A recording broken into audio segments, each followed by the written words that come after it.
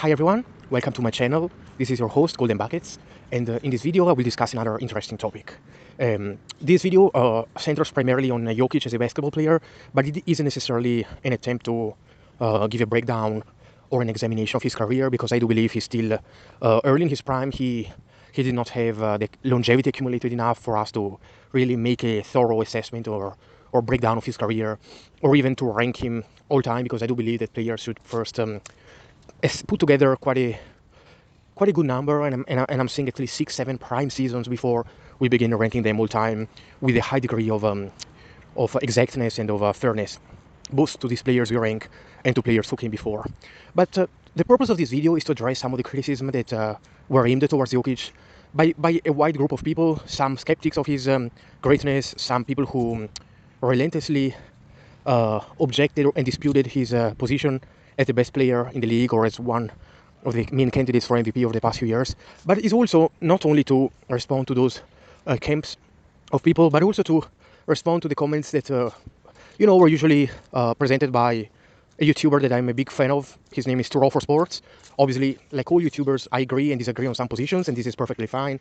A healthy community, a healthy society, a healthy planet, in my opinion, originates when people can disagree amicably and while respecting each other's positions. So I'm not making this video to criticize Turo, because I do believe he comes from a place of experience, and he has his own perspective on what makes a player better than another one, and how he wants to assign credit to certain basketball players. So I respect Turo's positions, and I simply wanted to present my argument in the Jokic discussions that oftentimes I don't see no one present in the media or in social media, simply by reason of people not reflecting enough on this topic, or simply resorting to simple claims about a player, or without taking into account many factors that are needed in a conversation about a player. So let me jump straight into it. So one of the arguments that were made by Turo, particularly during the conference finals, last year. So as you know, the Denver Nuggets swept the LA Lakers in the conference finals. By the way, this was the first sweep, I think, in franchise history for the Nuggets. It was the first victory of the Nuggets in a Western Conference Finals ever, which therefore secured the first finals appearance in NBA history for the Denver Nuggets, at least since the Denver Nuggets are part of the National Basketball Association. So this was clearly a historic moment for the Denver Nuggets franchise, and the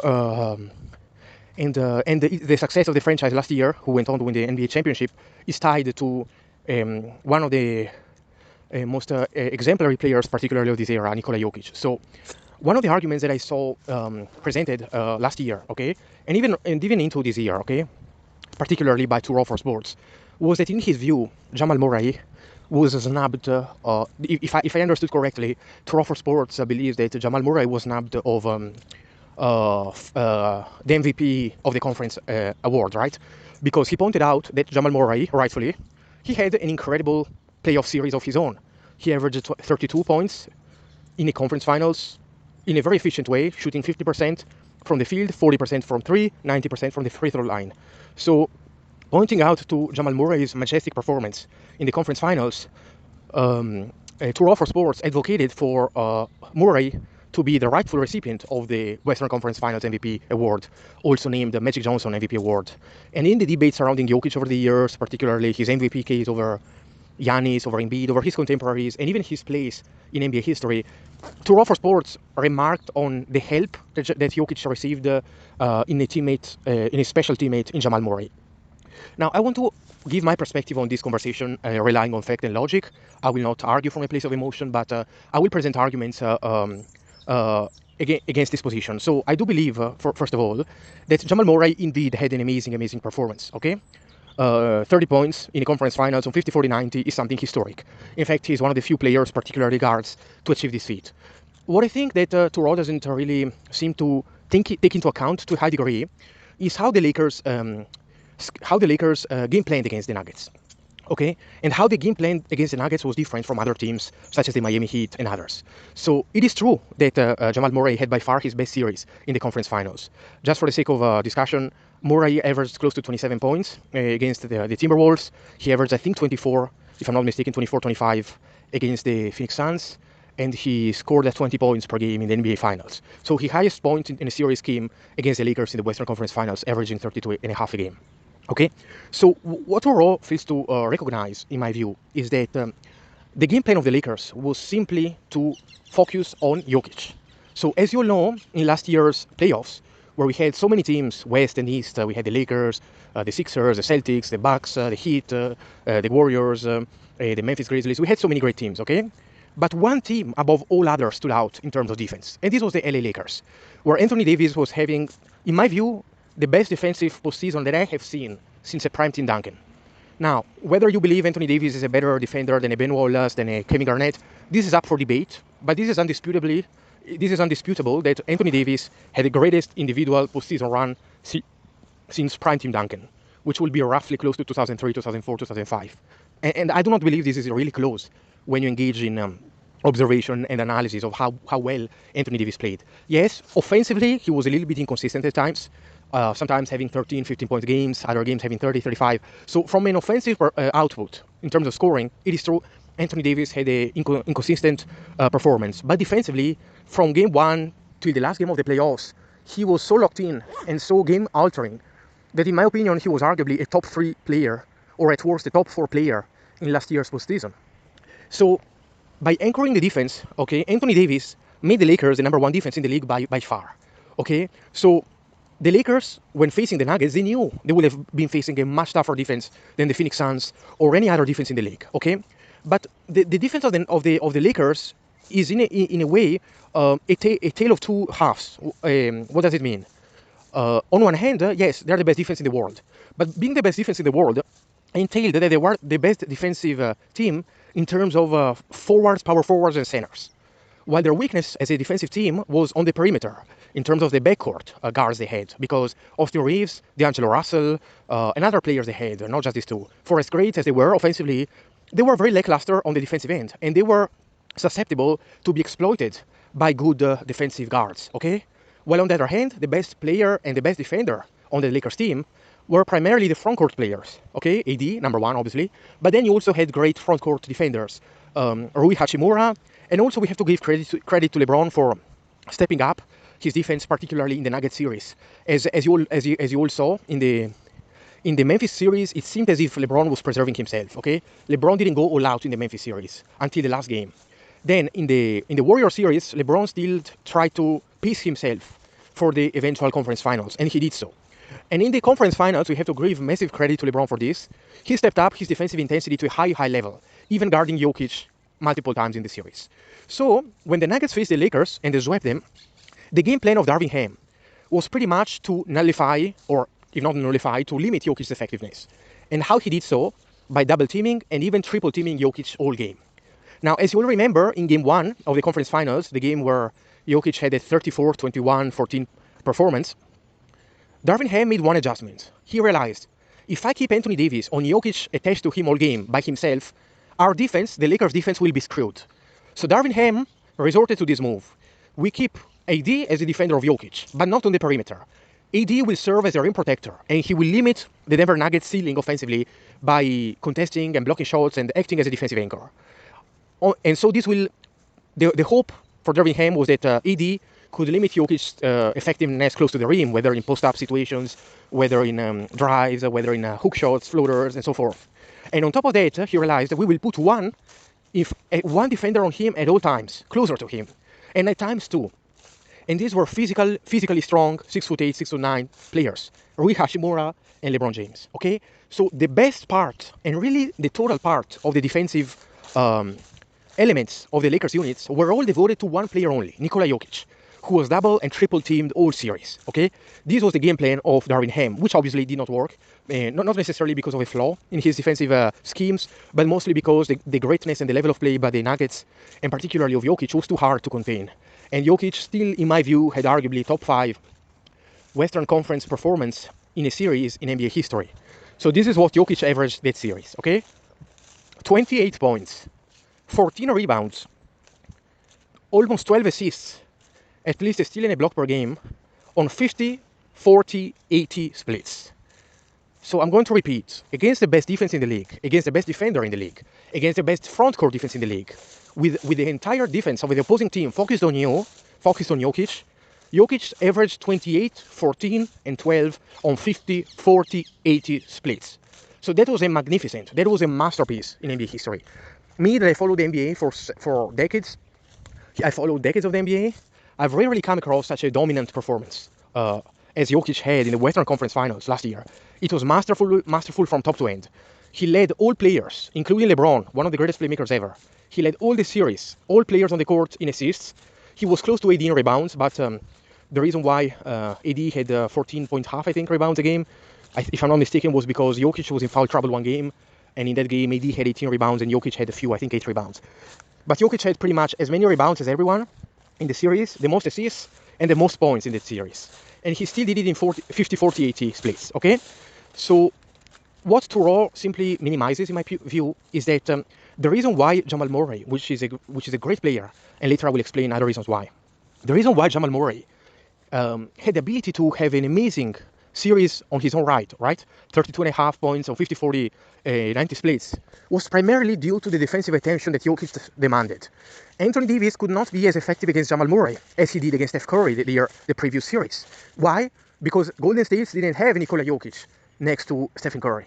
So all the best defenders of the Lakers, whether it is Hachimura, AD, and LeBron, were all double and triple teaming Jokic, which, by the way, is something that didn't really happen in previous years because Jokic was not as powerful as he is now offensively. While, on the other hand, the matchup of Jamal Murray was targeting D'Angelo Russell, was targeting the Austin Reeves, and as a result, a great player and a great scorer like Jamal Murray, who could have averaged 24, 25 against any series, he had scoring explosions that led him to average 32.5. He really outplayed his matchup. But we have to understand that he dominated primarily the weak defenders of the Lakers, not the best defensive players that the Lakers had. So to elevate Jamal Murray's play, which was amazing, as I said, to even considering it being worthy of Western Conference Finals MVP, when the entire game plan, was to stop Jokic, and it still didn't work, and Jokic still had historically high numbers, even though the entire defense of the Lakers was focused on him, and he didn't have the same freedom, the same green light as Jamal Murray to simply target the weak defensive players on that team. In my opinion, it's quite disrespectful, therefore, to argue that Jokic didn't deserve the Western Conference Finals MVP. Okay, now that I made this point, now I want to focus on the larger issue of Jamal Murray, okay? Because I do believe, like any other player, there are arguments that could be made, whether they're for or against Jamal Murray's place and ranking in the league. Now, in my view, Jamal is a top 10 point guard in the league. So in no particular order, I will mention some names that I believe are in the conversation for the best point guards in the league. Luka and Steph Curry are top 2 in my view, however you want to rank them. Then you have players like Tyrese Halliburton, De'Aaron Fox, Tyrese Maxey, Jalen Brunson, Damian Lillard, Jamal Murray, Trae Young. Until a couple of years ago, I believed that Jrue Holiday was a better player than Jamal Murray. But based on Jamal's play the last couple of seasons, I'd say he overtook Jrue quite substantially. But yes, Jamal Murray is indeed, and obviously you have Ja Morant as well in the top 10. So I would say that Jamal Murray is a top 10 point guard in the league. And also you had Kyrie Irving. I do not want to forget anyone. But simply talking about 2023, December 2023, I would say that Jamal Murray is a top 10 point guard in the league. However, I wouldn't go as far as say he's top 5. I would say instead he's in the 7-8 range. But I do recognize that he's a very, very gifted player. He's very skilled and very complete. This is one thing that makes Jamal Murray special. He's a very complete player. So if the team needs a shooter from 3, he can excel at that. If the team needs someone who can dominate the mid-range area, while being a reasonable finisher at the rim, he can do that. So Jamal Murray's game, I will describe it as very complete. And obviously he's a great asset for any team to have, and also for this Denver Nuggets team. And here is where I start drawing the line, okay? As I stated, I believe Jamal Murray is the 7th or 8th best point guard in the league. And in terms of overall players, I would argue that he is between 25 and 35. I mean, Jamal Murray, the way he played this season, and I'm talking about the 2023 regular season, I wouldn't say he's a top 60 player in the league. Not because I don't like the way he plays right now, but simply because the talent pool is so broad in this league that even having a down year, an year where you're only scoring 16 points on below average efficiency, then that will cost you in the ranking. So I would say that Jamal Murray, and if we're talking about the best version of Jamal Murray, I would argue he's between 25 and 35 in the league in terms of ranking. Now I want to go back to my point and my disagreement with Tour for Sports. So Tour for Sports seems to point out that Jokic has Jamal Murray. Yes, who, by the way, Jamal never made an All-NBA team. He never made an All-Star, okay? I want to make this point clear because sometimes Turo seems to point out that Jokic has a lot of help in Jamal Murray. Now, I just want to read to you very briefly the help that some of the best centers in NBA history had, so that you all can tell me whether Turo for sports observation is fair or not. Okay, let's go in no particular order. Kareem Abdul-Jabbar, okay? He had Oscar Robertson, who was a top 5 player of the 1960s and the best point guard of the 1960s as his teammate, okay? Where they won the championship. Kareem Abdul-Jabbar again, in the Lakers, he had the best point guard and the best player of the 1980s, at least the greatest player, because Larry Bird has an argument to be the best player. So Kareem played with the greatest point guard of the 60s and the greatest point guard of the 80s, who happened to be the greatest player of the 80s. Now let's go to Shaquille O'Neal. So Shaq won championships with Kobe Bryant, who was the best shooting guard of his era, and arguably a top 3 players during the first three-peat run. The top 3 players being Shaq, Duncan, and Kobe, okay? So Shaq won championships with the top 3 player in the world, okay? And then when he joined the Heat, he won with D Wade, who was a top 3 player in the world in 2006. So Shaq won championships with the top 3 player in the world both times. Kareem, this is a similar concept as I stated before. Will Chamberlain won a championship in the early 70s with Jerry West, who was a top 5 player of the 60s, and in my view, arguably the best perimeter player of the 1960s. Jerry West was a scoring machine, and he was also a very gifted passer, and he was also one of the best defensive players at his position, even though all defensive teams are not available at the time. So then let me go to Bill Russell, who played relative to era. He probably had the greatest help for a franchise in NBA history. He had many great players like Bob Cousy, like John Havlicek, at every position. So the Boston Celtics of the 60s were like the Warriors in many ways. They were super stacked, super deep with talent, and they were obviously, Bill Russell made them better, but also he had the benefit of having the best talent. Okay, so and then let me also mention Moses Malone. Moses Malone had a subpar level of success when he was in Houston. Yes, he was a winning MVP. He had seasons with 30 points, 14 rebounds a game, even though the record he had that season was below 500. But Moses Malone became a champion when he was part of a super team in 1983, with the 1983 Sixers. The year they won the championship, and his teammate was Dr. J, who was, again, a top 5 player at least of the 70s and early 80s. So, as you have all seen, the only center in NBA history who has an argument of having a similar help to Jokic, or a little bit less, depending on who you ask, is Hakeem Olajuwon.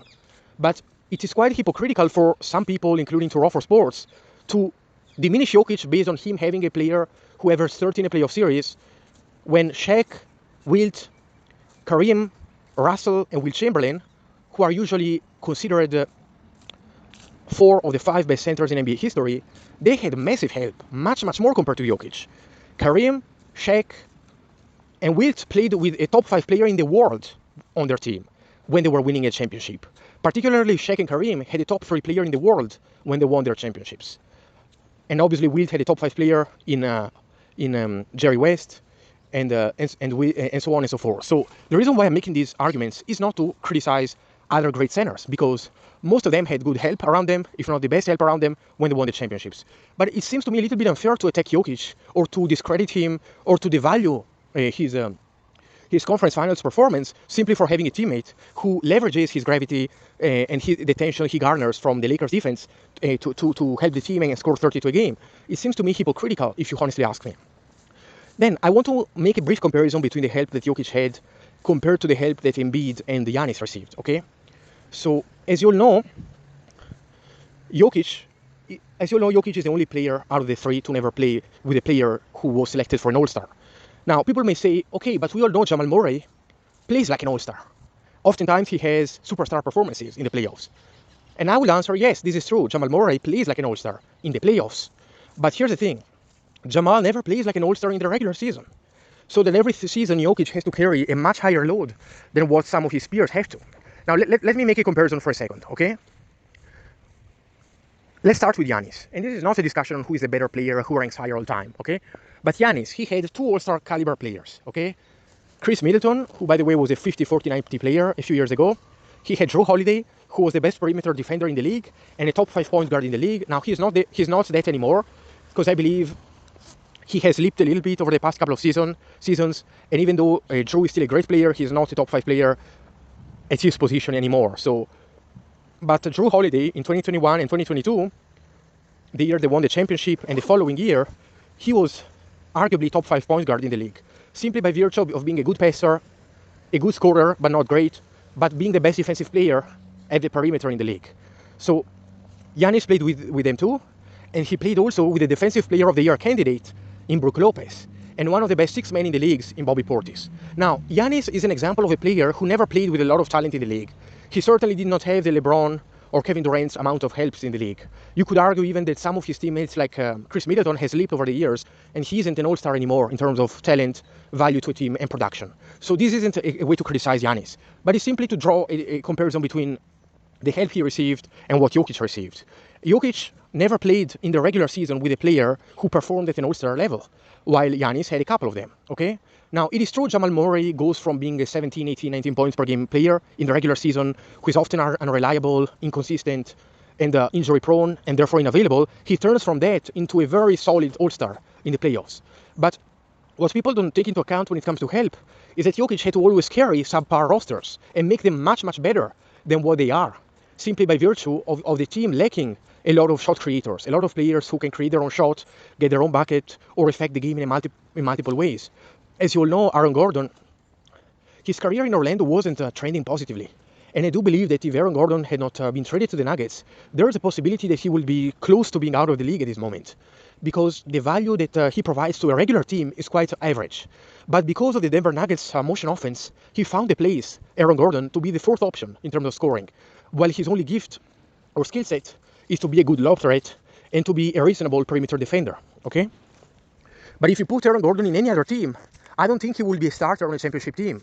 The tension he receives from Jokic is so high that this leaves him to get many open lobs and many open baskets when teams scheme against the Nuggets. Because teams would rather have other players beat them than having Jokic going for a 35-point triple-double against them.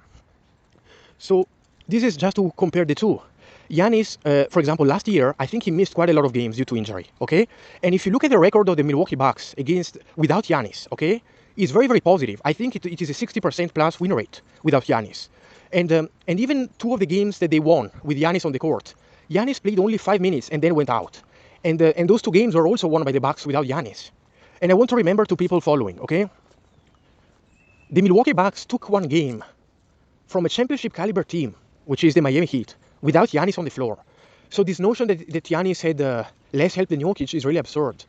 So going back to Jamal Murray, I do believe he provides so many good qualities for a team.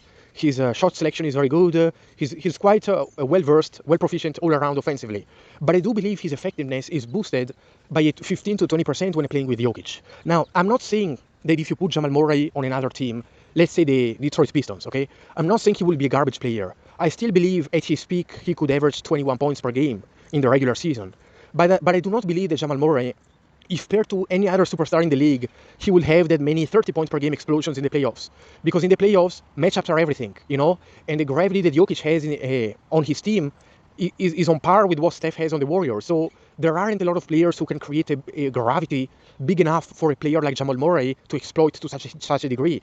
So I believe that Jamal Murray could have 25-point games in the playoffs if playing in another team, but I do believe that he wouldn't have the same type of outings that he's having right now, playing next to Jokic in the Denver Nuggets.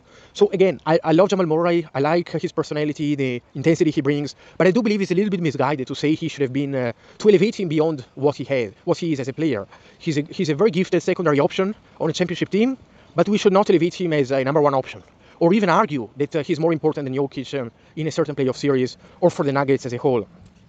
Lastly, before I conclude the video, as I compared the help that Jokic and Giannis had, where I believe that Giannis has had a little bit more help than Jokic, not substantially, but a little bit more. Now I will compare the help that Embiid and Jokic had. So Embiid had Ben Simmons, okay? So for people who want to engage in revisionism and describe Ben Simmons as a bust, as an underachiever, as a bad player, based on what transpired in years later, I just want to remind people that from 2018 to 2022, from 2018 to 2021, which was a year that the loss to Atlanta occurred for the Sixers. So from 2018 to 2021, Ben Simmons was heralded by many people as the best player on the Sixers. Now, as you have all seen, Embiid started taking off as the best player on the Sixers in the 2021 season, which was the year after the bubble. But if you really want to engage in honesty rather than revisionism, people had the perspective that Ben Simmons was more valuable.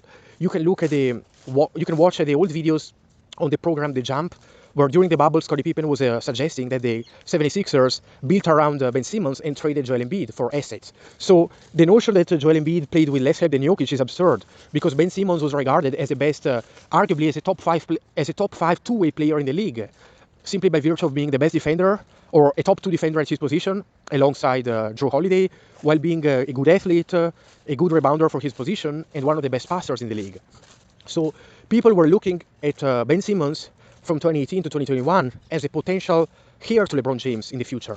Now, I do believe that some of the projections of Ben Simmons were outlandish, and I don't believe there was a universe that Ben Simmons would have become like a superstar or a top 5-10 player in the league. However, I do believe that at the time, when people were watching Ben Simmons, they were not describing him as a bum or as an underachiever as they're doing right now. So the notion that Embiid played with no one is absurd, because at the time, people were arguing whether the Sixers should have built around Ben or around Joel Embiid. So, and I want to remind people that in 2021, the season 2021, Joel Embiid missed, I think, close to 20 games. And Ben Simmons held the Sixers afloat by himself, leading them to a 500 record. Now, I do know that the 500 record is not the best record ever, but this proved that without Joel Embiid, the Philadelphia 76ers were a good team. He was able to carry them in the games that Joel Embiid missed, unlike no player that Jokic has played with who was able to keep the Nuggets afloat during his absence, as the team falls apart in every sense of the word when he's not playing. So as we have all seen, Ben Simmons was way more valuable to the Sixers than Jamal Murray was to the Nuggets, prior to him forcing a trade out of the Philadelphia and later going to Brooklyn. So, and by the way, I want to remind folks that in 2021, Ben Simmons finished second in the Defensive Player of the Year race, I think behind Rudy Gobert. And if you ask me, I believe that Ben Simmons should have won that award. But this is another matter altogether. So Joel Embiid played with Ben Simmons. He also played with Jimmy Butler, okay, in 2019. Then he has played in addition to James Harden, by the way, who James Harden has played 2 years with Joel Embiid, and once the Sixers traded for James Harden, many people in the media were arguing whether this was championship or bust, because the trade for James Harden made people believe that the Sixers would have won the championship, or at least would have contended to a much higher level than they did in the past few years. So this is all to show that we often like to assess or describe Embiid's help retroactively. Once his teams failed in the playoffs, we like to describe his teammates as bums. While I do remember at the time, the discussions were that the Sixers were now ready to win the title. And after the field and this endeavor, it seems to me that Embiid's prestige gets boosted in the media's eyes, while his teammates' reputation falls down and collapses. And this is what I call the Joel Embiid effect. Okay, when the team performs badly, he seems to be elevated. But when his team performs badly and loses, it is his teammates get downgraded and obliterated from the media, while Embiid is able to be unscathed from those criticisms. Then, in addition to James Harden and Jimmy Butler, I want to make an example of last year, okay? Joel Embiid had Tobias Harris, Tyrese Maxey, two players who, even though Tyrese Maxey last year was not as good as this year, and this year he's a scoring machine, averaging 27 points a game quite easily, Tobias Harris and Tyrese Maxey were both capable scorers. They both were players who could get you 18 points a game by themselves in a game if you needed to. So these are two players who can create their own shot. They can score in multiple ways, can get you 18 points for your team, and they're not reliant. They're not players like Aaron Gordon, who relies on Jokic to create offense. These are players who can generate offense without Embiid on the floor. This is one of the reasons why the Sixers' record last year without Joel Embiid playing was actually very good, because people seem to underrate the help that Joel plays with. Harden, Maxey, and Harris are three players who could get you 20 games in a game that Embiid is missing. And therefore, Embiid played with enough talent to make the comparison with Jokic absurd when it comes to who played with more help. Okay, guys, so let me know what you think. Do you agree? Do you disagree? This video wasn't really to assess, where Jamal Murray ranks in the league, but rather to contextualize some of the notions that I hear when it comes to the Denver Nuggets success and how much Jamal Murray drives the success. And in my view, and I want to repeat this, Jamal Murray is crucial for his team's success. But this isn't because Jamal Murray provides something that no other player in the league can. It's because the Nuggets aren't built perfectly. they are in fact very top heavy. And while you look at other teams around the league, like the Lakers, who have LeBron, AD, Austin Reeves, and D'Angelo Russell, who could all get you 20 a game by themselves and can create their own shot. The Nuggets have only two guys, Jokic and Murray, who can create their own shot, get you 18, 20 points a game, and be reliable offensive players. All the other players they have, such as Michael Porter Jr., is a spot-up shooter who cannot dribble, who cannot play make for the team, who cannot generate any kind of offense by himself. He's good only because Jokic and Murray are there to help him. And the same goes for Aaron Gordon, who is not an offensive player. His only gift offensively is that he's a good athlete, and therefore he's good at catching lobs and dunking. But you cannot rely on Aaron Gordon to generate offense. Well, on the other hand, players like Joel Embiid, he played with multiple players who could generate enough offense and help their team win games. So I just wanted to clarify some of these issues, because oftentimes these are brought up without people reasoning through these notions. Okay, guys, let me know what you think. Please let me know in the comments whether you agree, do you disagree, what's your opinion on the debate. Bye.